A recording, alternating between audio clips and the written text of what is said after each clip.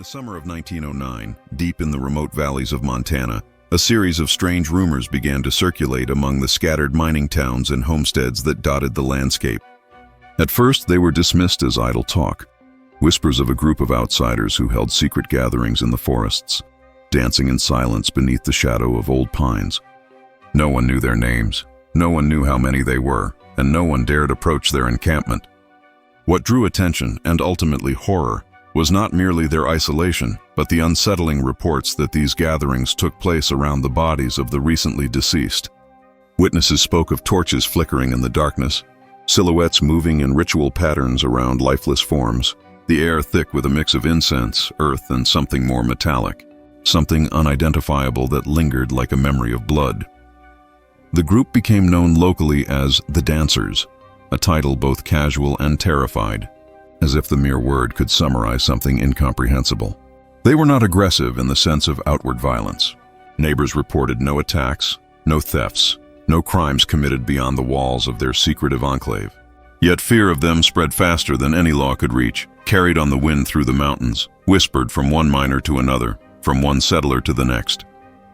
Children were kept away from the forest's edge, and the townsfolk avoided the meadows where the Dancers were said to assemble. Even the animals seemed to sense it. Dogs barked at nothing. Horses refused to cross certain paths, and birds fell silent above the encampment, leaving the forest eerily still. The first person to draw wider attention to the cult was a local prospector named Eli Hargrove, a man known for his skepticism and his hard-earned pragmatism. He stumbled upon one of their gatherings while tracking a deer through the foothills. According to his account, the Dancers were encircled around several shrouded forms laid on the ground. Their movements were rhythmic and precise, a silent choreography of gestures that seemed both hypnotic and mechanical. He swore that when he approached too closely, one of them turned and locked eyes with him. He described the figure as tall, draped in rough linen, and with an expression so calm it seemed to erase thought itself. Eli fled without taking note of the details. Yet he could not escape the impression that the Dancers were performing not a ritual to honor the dead, but a covenant between life and death itself. New reports emerged quickly. A local blacksmith claimed he saw figures carrying a coffin into the woods at dusk, only to later return it empty, shrouded in fog that smelled faintly of iron and decay. The accounts were inconsistent in details, but the feeling conveyed by every witness was the same: a silent dread, a disquieting awareness that they were observing a world they were not meant to see. Some described the Dancers as moving almost as one organism, each step echoing the one before, their hands raised or clasped in gestures reminiscent of a macabre ceremonial dance. Others swore they could hear a faint hum, a low vibration in the air that seemed to resonate deep within the chest, compelling those nearby to stop, listen, and shiver.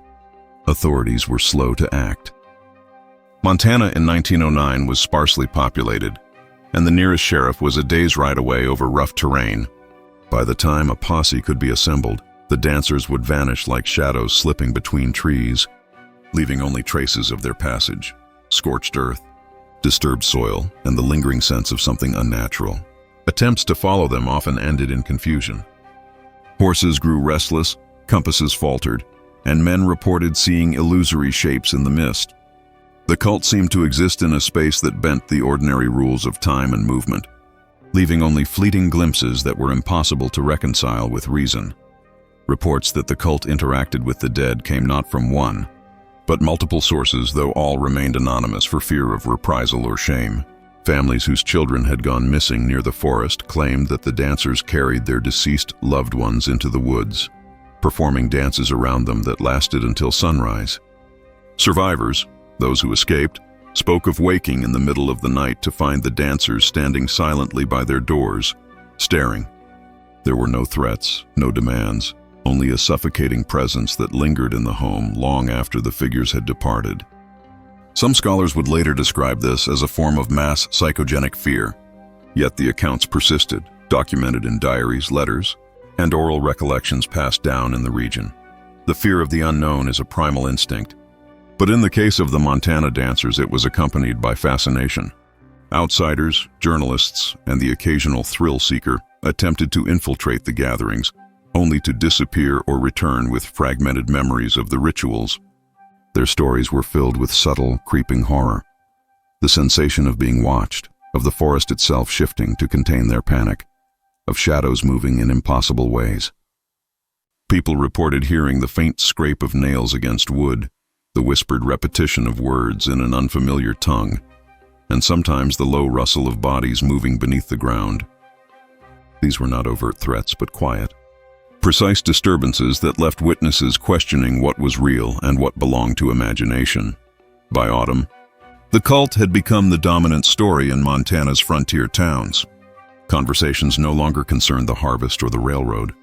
They centered on the forest where the dead were danced around, on the figures that moved like wind among the trees, and on the compulsion to look away even while curiosity drew observers closer. The tale spread beyond Montana, reaching newspapers in Denver and Salt Lake City, each retelling adding new details: that the dancers performed only under a full moon, that their numbers were never fewer than 13, that the air inside their circle smelled of iron and earth, that the participants seemed immune to fatigue, hunger and cold, and yet for all the accounts, no one could ever claim to have understood the cult, to have captured them, or to have forced them into the light of scrutiny. Their existence remained a paradox, undeniable yet untouchable, terrifying yet hypnotically compelling. The Montana dancers were more than a group. They were a living mystery, a fracture in the fabric of daily life that reminded everyone who encountered it that beneath the surface of the ordinary, something dark and unknowable might be moving silently, waiting, watching, and dancing with the dead. At the turn of the 20th century, Montana was a landscape of contrasts, vast wilderness stretching in every direction, punctuated by fledgling towns that rose from the earth like stubborn weeds. The railroads had reached some settlements, bringing with them commerce and news, but much of the territory remained wild, unclaimed by law or structure. Homesteaders carved their lives out of the soil. Miners followed veins of silver and copper into dark, narrow shafts, and small towns struggled to maintain semblances of order amid isolation and scarcity. Social life was shaped as much by the land as by human custom. A family's survival depended on skill, endurance, and a delicate balance with forces they could not control: harsh winters, droughts, predators, and disease. In this environment, rumor and superstition held weight. With the forest pressing in on every side, people learned to respect both seen and unseen threats. Religious influence was prominent but uneven. Congregations in towns and villages were small, often led by ministers who traveled from one outpost to the next. Their sermons emphasized morality, community, and the fear of sin, but the frontier's isolation allowed space for belief systems that were less orthodox.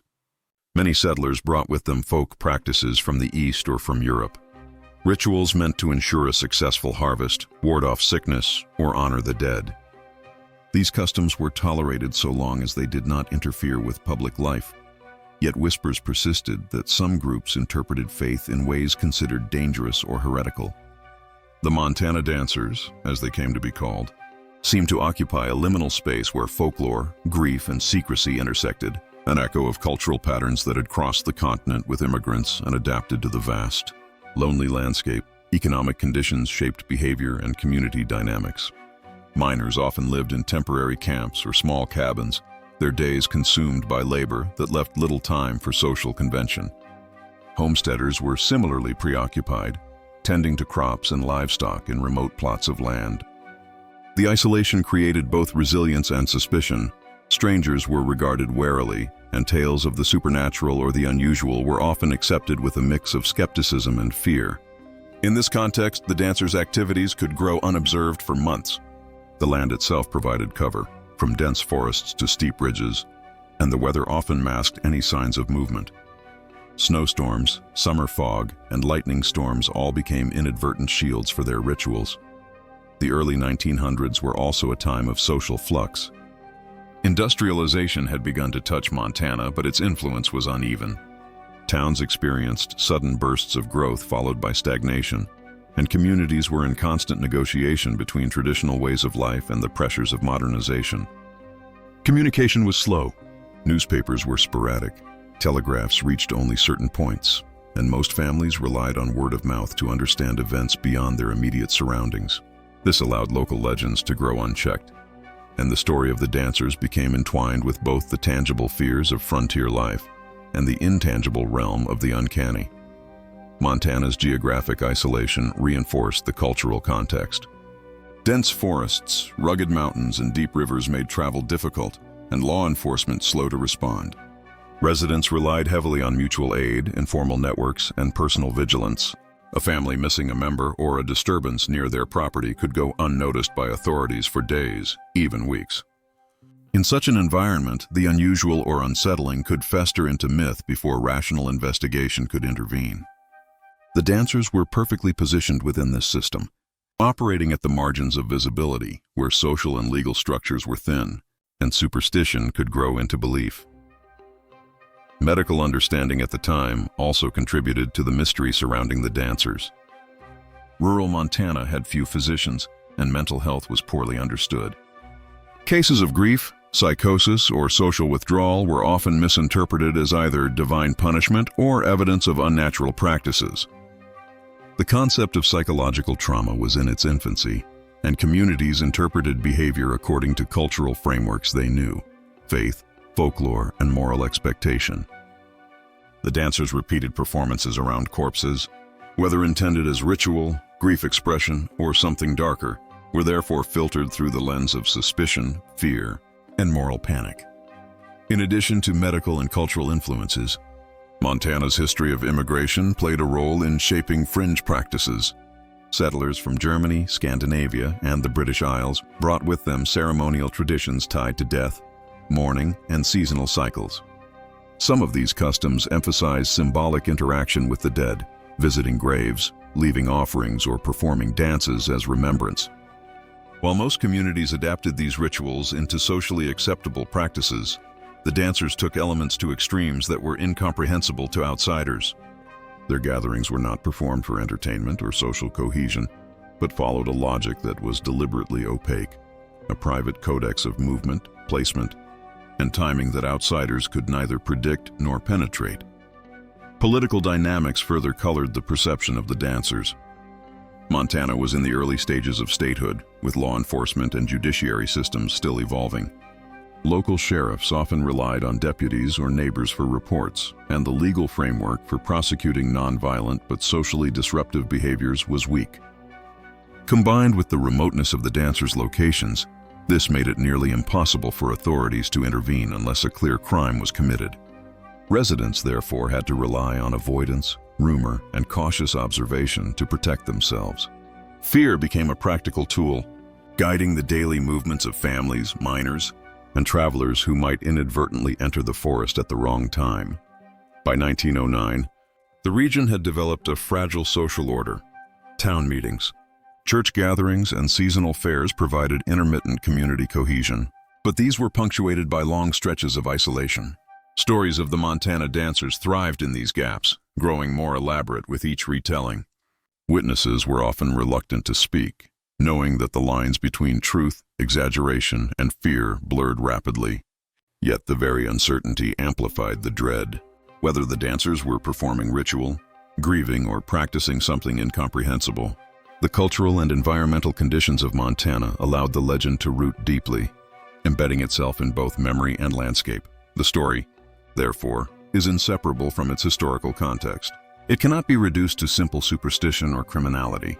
It reflects the interplay of geography, social isolation, immigrant tradition, frontier hardship, and the limits of contemporary science. The dances around corpses were more than spectacle. They were an expression of grief, belief, and human compulsion within a society unprepared to comprehend the extremes of devotion, fear, and secrecy. In Montana, where law, culture, and geography intersected in sharp contrast, such extremities could exist undisturbed, visible only to those willing or forced to notice. The first detailed accounts of the Montana dancers came from miners and homesteaders who lived at the edge of the valleys, people accustomed to the hardships of frontier life but unprepared for what they witnessed in the forests. One man, a prospector named Samuel Trask, recalled stumbling upon a gathering while following a wounded elk. He described the dancers as moving in precise circles around the bodies of those who had recently died, their movements synchronized to a rhythm no drum or instrument could produce. He could not identify faces, only cloaked figures whose outlines shimmered faintly in the moonlight. as though their bodies were semi-transparent, part flesh, part shadow. Trask fled before he could fully comprehend what he had seen, but the image of the corpses at the center of the circle remained etched in his memory. Another incident involved a local blacksmith, Jonas Keeler, who reported seeing the dancers during a lightning storm that illuminated the forest in stark white flashes. He claimed they carried what appeared to be a coffin between them, yet when he approached, it was empty. The figures stopped, turned, and regarded him silently, their heads tilting in unison. Keeler felt an inexplicable pressure in his chest, a sense of being observed not just by people, but by the land itself. He remembered that the air smelled faintly of iron, earth, and something he could not identify, a copper-like tang that clung to the inside of his nostrils for hours. He later tried to warn neighbors, but few could verify his story, and the forest swallowed any evidence of his sighting. In a separate encounter, a traveling merchant named Abigail Horn found herself caught in the aftermath of a gathering. She arrived at a clearing to see scorch marks in the dirt, remnants of burnt candles, and the skeletal outlines of what might have been animal carcasses arranged in geometric patterns. No dancers were present, yet the air carried an oppressive weight, and Abigail felt her steps falter as if the ground itself resisted her movement.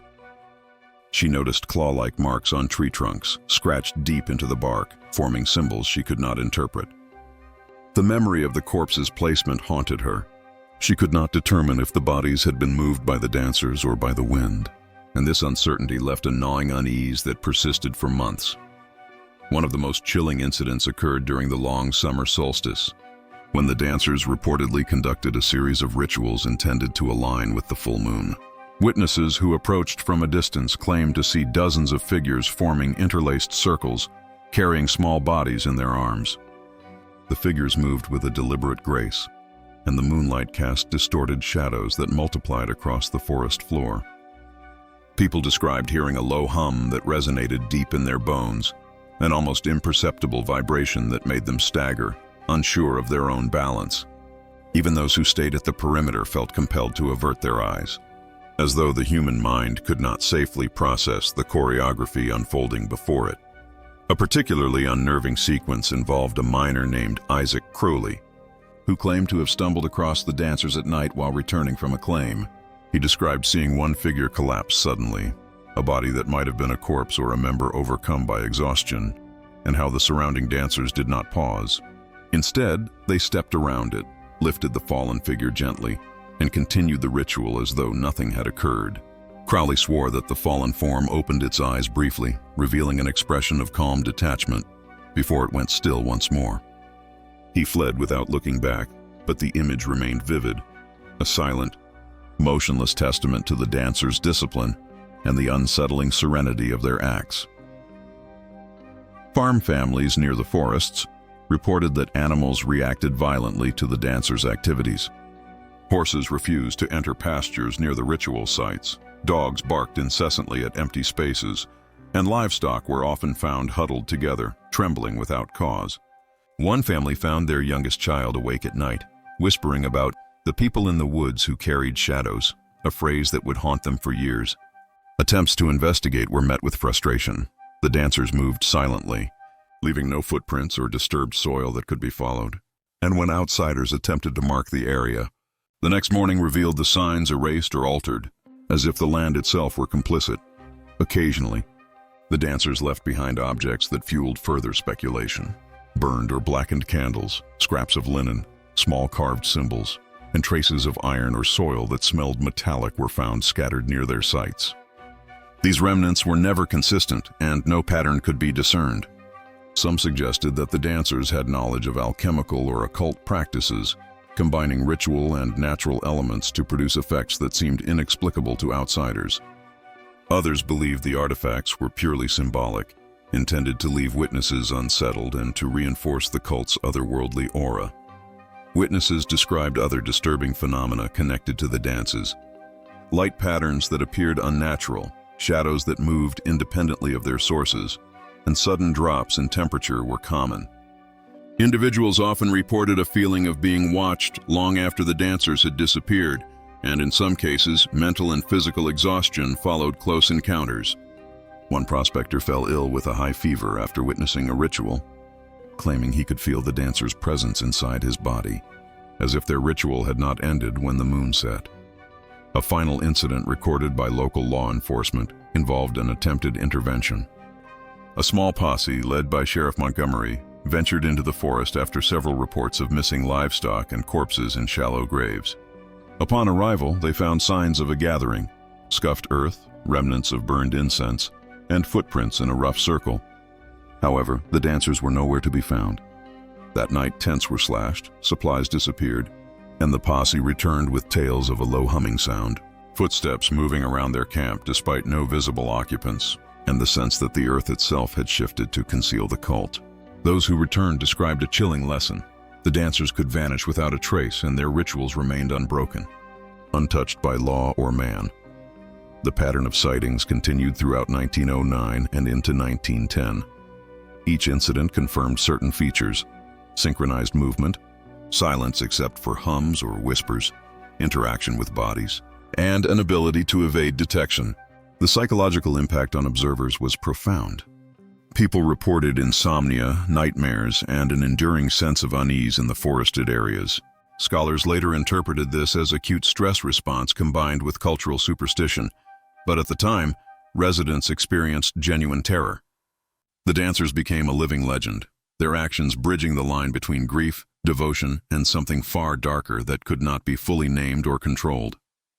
The arrival of reports about the dancers in 1909 began to ripple through Montana's small towns and frontier settlements with a mix of disbelief, fear, and fascination. Families huddled in their cabins, whispering about shadows that moved independently and chanting that drifted through the forests at night. Children were told to stay close to the hearth, and parents warned them not to stray near the valleys where the rituals had been seen. Curiosity was tempered by instinctive dread. The stories spoke not only of death but of a quiet, unnatural presence that seemed to watch, follow, and measure each visitor. In churches and town halls, the topic surfaced in hushed tones. Ministers exhorted their congregations to prayer and caution, framing the dancers as symbols of sin and moral corruption. In letters sent to relatives in more populous states, residents described figures moving in eerie synchrony, carrying bodies, and performing gestures that defied both logic and natural rhythm. Each account reinforced the fear that the dancers were beyond the reach of law, reason, or human comprehension. The local press treated the stories with cautious sensationalism. Newspapers in Butte, Helena, and surrounding areas ran brief accounts of missing livestock, strange forest disturbances, and anonymous testimonies of dances around the dead. Editors balanced the demand for compelling news with skepticism. Some warned readers that tales were exaggerated or the result of fear-induced hallucinations, yet others printed letters that carried the weight of terrified witnesses. The ambiguity fueled public anxiety, blurring the line between verified events and folklore. The cumulative effect was a society gripped by fascination and horror, where rumor and reality intertwined. For many, the dancers were a constant, invisible presence in daily life, their movements imagined in the rustling of leaves and the flicker of lantern light across deserted paths. Law enforcement responses were sporadic and ineffective. Montana in 1909 lacked the infrastructure to pursue a group operating in remote forests, and officials often relied on informal reports from residents rather than systematic investigation. When sheriffs or posses attempted to track or confront the dancers, they frequently encountered nothing but disturbed soil, burned candles, and faint traces of what might have been ritual objects. No arrests were ever made, no evidence definitively collected, and no crimes proven beyond a shadow of doubt. Some authorities interpreted the events as mass hysteria amplified by isolation, superstition, and fear, while others acknowledged that the reports were consistent enough to suggest an organized group performing deliberate actions that local communities could not understand. The psychological impact on the population was significant. Farmers reported livestock behaving erratically near the forests. Children refused to play in certain areas, and adults felt an unshakable tension while traveling through the valleys at night. Individuals who claimed direct observation of the dancers often exhibited lingering trauma, insomnia, recurring nightmares, and sudden anxiety in locations reminiscent of the ritual sites. Local healers and doctors struggled to provide explanations. Some diagnosed nervous disorders, acute stress reactions, or temporary psychosis, while others suggested environmental causes, including mineral-rich soils and the extreme isolation of the frontier, which could heighten hallucinations or delusions. Modern scholars would later interpret these responses as natural reactions to chronic stress compounded by exposure to socially and culturally charged phenomena. Religious leaders weighed in with moral and theological interpretations. Pastors delivered sermons emphasizing vigilance, the dangers of straying from Christian values, and the perils of engaging with unorthodox rituals. In some cases, clergy attempted to conduct exorcisms or prayers in the forested areas, hoping to cleanse the land of what they called unholy dances. These efforts, however, produced little observable effect on the cult's activities. Instead, they reinforced the perception among townsfolk that the dancers were immune to conventional measures, that their power lay not in violence, but in an inscrutable devotion that transcended ordinary understanding. The combination of spiritual interpretation and frontier isolation magnified fear, making the dancers seem at once real and otherworldly. Neighbors' testimonies added another layer of complexity. Some families insisted the dancers were mourning rituals distorted by grief and cultural heritage, while others believed they were practicing something deliberately occult. Accounts varied, yet all shared a similar emotional core: the presence of individuals performing acts that defied societal norms, executed with eerie precision and calm, left bystanders in a state of suspended terror. Letters exchanged between distant relatives recounted the same motifs: low humming, rhythmic movement, unbroken concentration, and the inexplicable way the dancers vanished when approached. Stories of missing children or livestock, strange weather patterns, and lights in the forest were consistently tied to these gatherings, even when no bodies were present. Newspaper editorials and investigative reports occasionally attempted to rationalize the events. Some proposed that local folklore combined with stress and isolation could explain the sightings. Others argued that the dancers represented an extreme manifestation of grief, social alienation, or cultural ritual brought from immigrant communities. Anthropologists later examined the reports and noted that the dances may have been influenced by Northern European mourning practices or symbolic interactions with the dead. Even when interpreted through scientific or sociological lenses, the psychological tension in communities remained undeniable. Fear, fascination, and moral curiosity intertwined to produce a collective consciousness obsessed with the unseen activities in the Montana forests. Despite the speculation, the dancers themselves remained an enigma. They did not interact with the public beyond avoidance or ritual, leaving no clear demands or explanations. Their rituals seemed impervious to external scrutiny, and their disappearance from the forest after each gathering only deepened the sense of mystery. Families adapted by avoiding certain areas, fortifying homes, and passing warnings through generations. Some attempted to document the phenomena, keeping diaries or sketching symbols. Yet even the most detailed records could not capture the complete choreography or the full psychological weight of the encounters. This lack of tangible resolution cemented the dancers' presence in local culture as a cautionary and haunting figure, an enduring question of how human devotion, grief, and secrecy could converge into something simultaneously mesmerizing and terrifying. The culmination of the Montana dancers' activity came during the deep stretch of autumn in 1909, when the forests were already shedding their leaves and the nights had grown long and bitterly cold. Observers later recounted the events with a mixture of awe and fear, knowing that no ordinary words could convey the sense of ritual precision, the strange simultaneity of life and death that seemed to pulse at the heart of the gatherings. It began, as all other gatherings had, with the arrival of figures from multiple directions, emerging silently from the tree line like shadows detaching from the land itself. Those who dared to watch from hidden vantage points described a stillness that fell over the forest. A pause in wind, birdsong, and the faint rustle of creatures, as if the world itself held its breath. At the center of a wide clearing lay the bodies, carefully arranged in geometric patterns that spoke of purpose and ritual rather than chaos. Candles, charred and blackened, had been placed around the forms, their smoke curling into the air in thin, delicate streams. The dancers moved in slow, deliberate arcs, circling the bodies and performing gestures that seemed to echo some internal rhythm imperceptible to outsiders. The sight was hypnotic. Observers spoke of the difficulty in averting their gaze, even when terror and instinct demanded it. It was not violence that gripped them, but the uncanny discipline, the calm deliberation, and the unsettling serenity with which death and devotion were interwoven. One witness, a miner named Thomas Keene, described stepping closer than intended, compelled by a mixture of curiosity and disbelief. He saw a figure lift a body from the center of the circle with a grace that defied weight and natural movement, holding it aloft as if offering it to the night sky. The other dancers responded in synchrony, a subtle shift of hands and feet, a barely perceptible hum that resonated in Keene's chest. He felt it physically, a vibration that seemed to move through his bones, and he stumbled backward, nearly falling. The forest itself seemed to ripple, as though acknowledging or even participating in the ritual.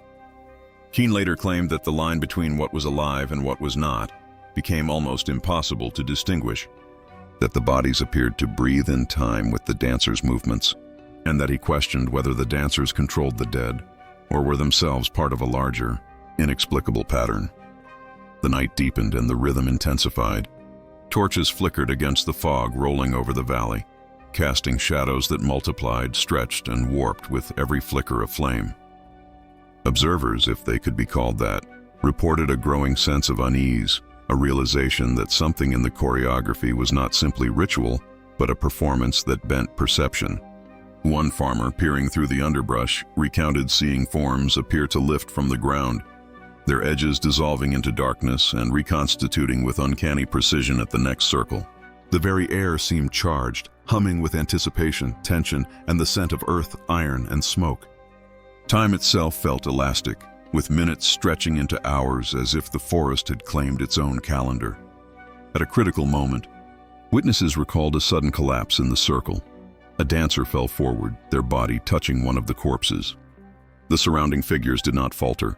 Instead, they adjusted the fallen dancer with seamless continuity, moving around them as though the ritual required perfection over compassion.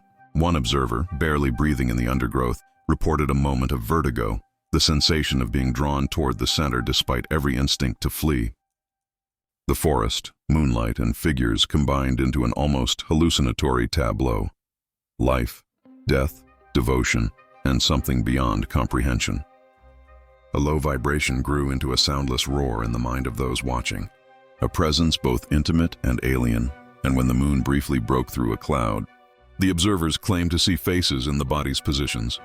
Not expressions of pain or fear, but calm, almost welcoming serenity. Attempts to intervene failed.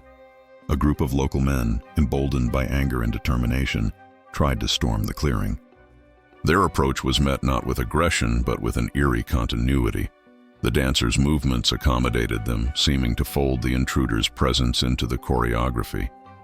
Horses bolted, compasses spun erratically, and one man reported hearing whispers in his own voice, echoing thoughts he had not spoken aloud. Fear became a tangible force, pressing against the skin, slowing breathing, and forcing retreat. By the time the men regrouped and returned to the outskirts of the forest, the clearing was empty, disturbed only by faint footprints and remnants of burnt offerings. The dancers had vanished, leaving no trace that could explain their discipline, numbers, or the perfection of their ritual. The climatic night remained vivid in the memories of those who survived, but accounts differed in detail, each filtered through personal perception and terror. Some emphasized the harmony of movement and the strange calm of the corpses. Others focused on the inexplicable forces they felt, the shadows that seemed autonomous, the vibrations that resonated deep within their bodies. One elderly witness described the dancers as a living organism, each individual an extension of a singular purpose, connected invisibly to the earth, the dead, and perhaps even the sky itself. No one could articulate why the ritual existed, only that it had occurred and that those who witnessed it would never be the same. In the aftermath, the forest itself seemed changed. Trees bore scratches inconsistent with natural causes. Small depressions in the earth marked where bodies had lain, and animals avoided the area. Locals reported a lingering hum, faint but persistent, that some attributed to wind through hollows, while others felt it was a residual echo of the dancer's presence. The psychological weight was immense. Residents who had watched the gathering in secret experienced nightmares, paranoia, and an enduring dread of the forest that persisted even in daylight. Entire families shifted daily routines to avoid certain areas, and children were warned for generations not to approach the valleys where the dances had occurred. Even journalists and investigators sent from outside the state were unsettled. They recorded observations meticulously, noting the impossibility of tracking the dancers, the precision of their choreography, and the unexplainable phenomena surrounding the rituals. Anthropologists later theorized that the dancers were engaging in extreme grief or spiritual practice influenced by European and indigenous traditions. But the level of discipline, secrecy, and the sensory anomalies experienced by observers defied purely rational explanations. In some instances, the forest itself seemed to participate in the ritual, creating effects that could be interpreted as hallucination, magnetic interference, or an unknown natural phenomenon. The climactic events of autumn 1909 solidified the dancers' place in Montana's dark history. They were no longer simply a rumor or a distant fear. They had become a tangible, persistent presence that shaped the behavior of entire communities. Observation, avoidance, and respect became necessary strategies for survival, as no law, social expectation, or individual bravery could penetrate the veil the dancers maintained. Their ritual around the corpses was at once an expression of devotion, grief, and a principle beyond human comprehension, leaving witnesses with an enduring sense that the natural and supernatural had merged in a singular, terrifyingly coherent act. In the years following the climactic gatherings of 1909, the Montana dancers gradually receded from public observation, leaving behind a landscape imprinted with memory, rumor, and lingering unease. The forests where they had performed their silent choreography became both avoided and revered. Areas whispered about in the corners of homes and town halls, their names never spoken aloud. Children grew up hearing fragments of tales, glimpses of cloaked figures, the hum of invisible rituals, and the sensation that the earth itself was watching. Adults, too, carried the imprint of fear and fascination, often recalling moments when they believed the dancers' presence lingered in empty fields, abandoned cabins, or the shifting fog along the valleys. The absence of concrete evidence did nothing to diminish the sense of unease. If anything, it magnified it, leaving communities trapped between rational explanation and unshakable dread. Local families, particularly those whose members had encountered the dancers directly, developed long-lasting behavioral adaptations. Forest edges were avoided, doors remained bolted during the night, and travelers were warned in hushed tones about the unseen choreography of the dead. Oral histories preserved details that were never written down, preserving the terror in narrative form and ensuring that even generations who never saw the dancers felt their presence. Those who had witnessed the rituals reported recurring dreams, faint echoes of the low hums, and involuntary recollections of synchronized movements around lifeless bodies. Psychologists later interpreted these phenomena as post-traumatic stress manifestations, magnified by the isolation and rugged conditions of the Montana frontier. Yet for the original observers, the experiences remained visceral and undeniably real. Some theories emerged attempting to rationalize the dancers' disappearance. Scholars suggested that the group may have disbanded, relocated to other remote areas, or integrated into local communities under new identities. Others proposed that the rituals were cyclical, appearing when the moon and seasons aligned in a particular way, and that the dancers had retreated to continue their practices in secrecy, unseen and untraceable. The psychological and cultural dimensions of their acts were examined as well. Some anthropologists speculated that the dances represented an extreme form of mourning or spiritual devotion, combining grief, memory, and an insistence on communion with the dead. Whether these interpretations captured the truth of their motivation or merely offered solace to the living remained an open question. The impact on Montana society endured beyond the dances themselves. Frontier communities, already vulnerable to isolation, natural hardship, and economic uncertainty, now had to contend with the uncertainty of phenomena that defied categorization. Local newspapers occasionally revisited the story, framing it as legend or moral warning, but the sense of immediacy and terror persisted in oral narratives. Scholars would later note that the dances functioned as both a psychological and social lens through which residents interpreted environmental and emotional stress. The acts around corpses became symbolic, a reminder that human grief, devotion, And secrecy could create manifestations that were at once tangible and incomprehensible. Even today, decades later, the valleys and forests that hosted the dances retain an unsettling aura.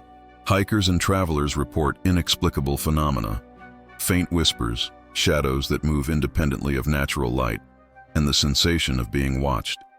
Archaeologists and historians have combed the area for evidence, finding only scorched earth, remnants of charred candles, and traces of iron or soil that suggest ritual activity. None of these artifacts can convey the full weight of the events, the synchronization of the dancers, or the psychological intensity experienced by those who observed them. The dancer's true nature, whether a communal mourning, a spiritual practice, or something beyond human comprehension, remains elusive. Speculation persists. Are the dancers still active in some form, hidden in the folds of Montana's wilderness, continuing their rituals undetected? Were the events a convergence of human grief, cultural inheritance, and psychological projection? Or did they touch upon dimensions beyond ordinary understanding? The absence of closure allows the story to endure as both history and legend, an intersection where fact and folklore merge. For the communities that lived alongside the dancers, the experience became a subtle, persistent caution that there exist forces, human, natural or otherwise, that cannot be fully grasped, and that observing them may imprint upon the soul in ways that endure far beyond the moment of witnessing. Ultimately, the Montana dancers are remembered not for violence or conquest, but for their silent mastery over presence and perception. They transformed the act of ritual into a quiet, unassailable claim on the imagination, leaving witnesses with the haunting realization that life and death, seen and unseen, devotion and terror, could coexist in a single, undisturbed performance. The story lingers not in newspapers or formal records, but in memory, in legend, and in the whisper of wind through the pines. It is a narrative that reminds us that history is not merely a record of events, but also a canvas of human emotion, fear, and mystery, a space where some truths may never be fully understood, yet continue to shape the world long after the actors themselves have vanished.